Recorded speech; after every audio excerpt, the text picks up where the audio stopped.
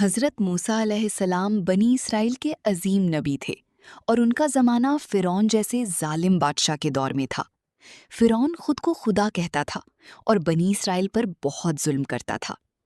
جب اسے خبر ملی کہ بنی اسرائیل میں ایک ایسا بچہ پیدا ہوگا جو اس کی حکومت کے خاتمے کا سبب بنے گا، تو اس نے حکم دیا کہ ہر نومولود لڑکے کو قتل کر دیا جائے۔ ایسے خطرناک وقت میں حضرت موسیٰ پیدا ہوئے۔ اللہ تعالیٰ نے ان کی والدہ کے دل میں یہ بات ڈالی کہ وہ اپنے بچے کو ایک صندوق میں رکھ کر دریائے نیل میں بہا دیں۔ ماں نے اللہ پر بھروسہ کیا اور ننھے موسیٰ کو دریا کے حوالے کر دیا۔ اللہ کے حکم سے وہ صندوق بہتا ہوا فرعون کے محل تک پہنچ گیا، جہاں فرعون کی بیوی حضرت آسیہ نے اس بچے کو دیکھا اور اس سے محبت کرنے لگی۔ انہوں نے فرعون سے کہا کہ اس بچے کو قتل نہ کیا جائے۔ اس طرح حضرت موسیٰ فرعون کے محل میں پرورش پانے لگے۔ وقت گزرتا گیا اور حضرت موسیٰ جوان ہو گئے۔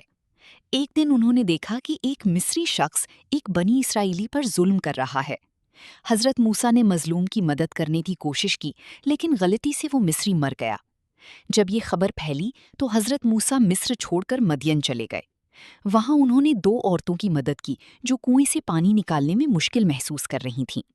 ان کے والد حضرت شعیب نے حضرت موسیٰ کی دیانتداری اور اچھے اخلاق دیکھ کر اپنی بیٹی کا نکاح ان سے کر دیا۔ کئی سال بعد حضرت موسیٰ واپس مصر کی طرف روانہ ہوئے۔ راستے میں کوہ طور پر اللہ تعالیٰ نے ان سے کلام فرمایا اور انہیں نبوت عطا کی۔ اللہ تعالیٰ نے حکم دیا کہ فرعون کے پاس جائیں اور اسے ایک اللہ کی عبادت کی دعوت دیں۔ حضرت موسیٰ علیہ السلام اپنے بھائی حضرت ہارون کے ساتھ فرعون کے دربار میں گئے، لیکن فرعون نے انکار کر دیا۔ اللہ تعالیٰ نے حضرت موسیٰ علیہ السلام کو معجزے عطا فرمائے۔ جب وہ اپنا عصا زمین پر ڈالتے تو وہ ایک بڑا اژدہا بن جاتا۔ فرعون نے جادوگروں کو مقابلے کے لیے بلایا، لیکن حضرت موسیٰ علیہ السلام کے معجزے کے سامنے ان کا جادو ختم ہو گیا اور جادوگر ایمان لے آئے۔ فرعون پھر بھی نہ مانا اور ظلم کرتا رہا۔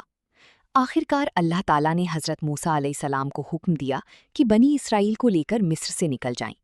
حضرت موسیٰ علیہ السلام اپنی قوم کے ساتھ رات کے وقت روانہ ہوئے، جبکہ فرعون اپنے لشکر کے ساتھ ان کے پیچھے نکلا۔ جب وہ سمندر کے کنارے پہنچے تو لوگ خوفزدہ ہو گئے، لیکن حضرت موسیٰ نے فرمایا کہ اللہ ہمارے ساتھ ہے۔ اللہ تعالیٰ کے حکم سے حضرت موسیٰ نے اپنا عصا سمندر پر مارا تو سمندر 2 حصوں میں تقسیم ہو گیا اور درمیان میں راستہ بن گیا۔ حضرت موسیٰ اپنی قوم کے ساتھ بحفاظت گزر گئے، لیکن جب فرعون اور اس کا لشکر اس راستے میں داخل ہوا تو سمندر دوبارہ مل گیا اور فرعون اپنے لشکر سمیت ڈوب گیا۔